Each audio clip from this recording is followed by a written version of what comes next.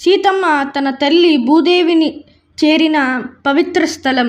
ప్రస్తుతం ఉత్తరప్రదేశ్ రాష్ట్రంలోని భదోహి జిల్లాలో ప్రయాగ్రాజ్ మరియు వారణాసిని కలిపే జాతీయ రహదారిలోకి 4 కిలోమీటర్స్ దూరంలో ఉంటుంది.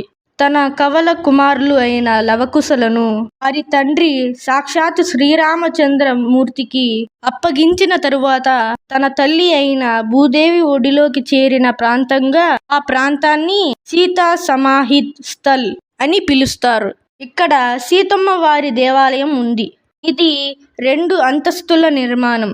పై అంతస్తులోని అద్దాల మండపంలో సీతమ్మ వారి పాలరాతి విగ్రహం ఉంటుంది. అలాగే కింద భాగంలో జీవకళ ఉట్టిపడే విధంగా భూమిలోకి చేరుకున్నట్టుగా చూపిస్తున్న అమ్మవారి ప్రతిమ ఉంటుంది. వెనుక గోడల మీద ఆ సంఘటనలకు సంబంధించిన చిత్రాలు వేయబడ్డాయి.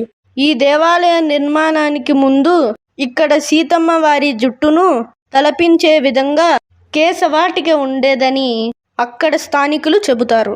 అక్కడ మొలిచే గడ్డిని పశువులు కూడా తినేవి కాదట.